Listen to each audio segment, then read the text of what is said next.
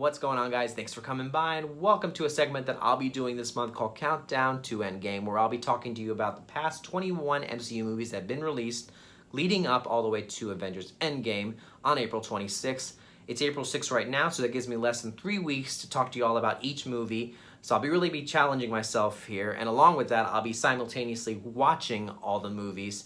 In a nutshell, what you'll be getting is pretty much me giving you my thoughts on the movie, not so much of a review, but also giving you thoughts on how I think each movie will connect to the MCU as an individual movie, and give you my theories on how possibly each one may connect to Avengers Endgame. I'll give you like a little fun fact for each movie of something that went behind the scenes. Some stuff I picked up on IMDb that I thought were pretty cool. So make sure to subscribe if you haven't already so you can hear about each movie. And I'm hoping to have this done probably maybe 2 or 3 days before it's released. So get ready for a lot of videos from me, at least 1 or 2 a day. But let's get started. And we go back 11 years to 2008 with the first installment of Iron Man, the one that started it all in the Marvel Cinematic Universe, and most of us didn't even know that was happening. This was a movie that stood on its own, that had no other connections to any other superheroes in the MCU, and there were no team-up films. This is a time during this decade when all its heroes had its own movie with no connection with them whatsoever. And we're watching the movie, and then you see the final scene in the after credits moment with Nick Fury coming along and saying, "I'm here to talk to you about the Avenger Initiative." Of course, all of you know the story of this movie. It's obviously the origin of Iron Man, how he went from being an arrogant billionaire to the invincible superhero. And the movie does have a lot of exposition. You don't even see him put on the actual Iron Man suit until almost an hour into the movie.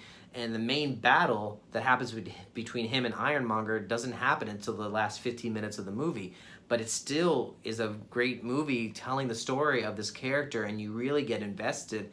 And this is the type of formula, along with adding a little bit of that comic relief and the threats that are involved. That's what created the future MCU movies, to keep this type of template. And that's why it's been so successful for these past 21 movies. I gotta give props to Robert Downey Jr. He is the man when playing Iron Man. No one else could ever play him. He was made to play this role. Most of you know the issues that he's had in the past before this movie, dealing with drugs. And this movie put him back on the map. It changed his life around, and he can even honestly relate to this type of character because Iron Man in the comic books, he had an alcohol problem.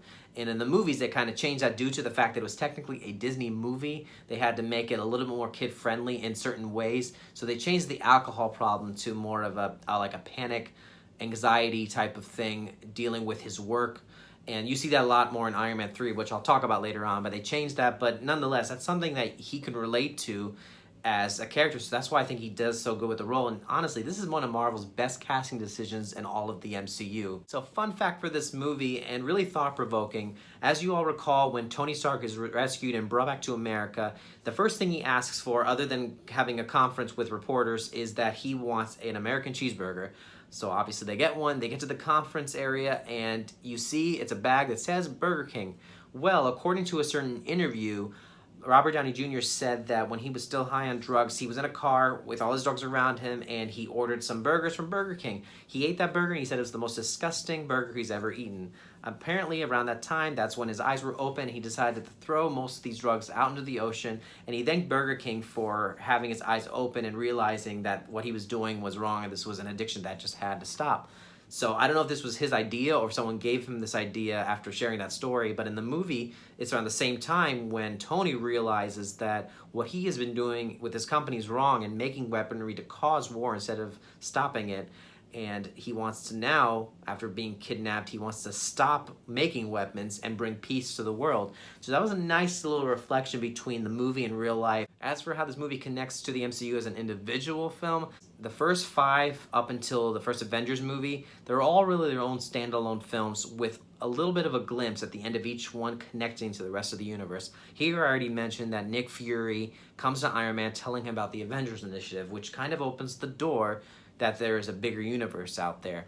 As for the Endgame theory, I feel the bigger the gap is between the first few movies and all the way up to Endgame, it's less likely we're going to hear about this early on. It's possible.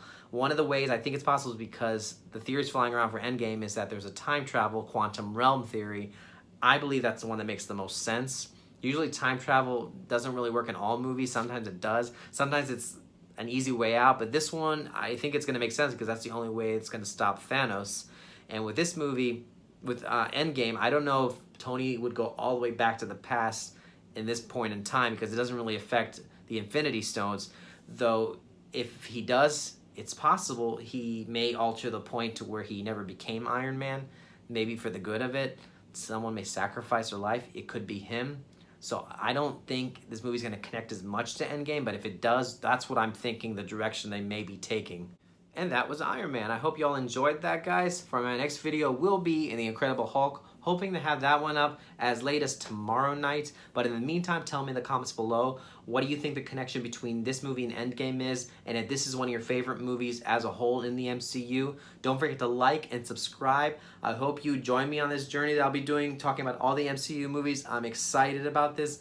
Y'all have a great week, and I will see you all at the movies.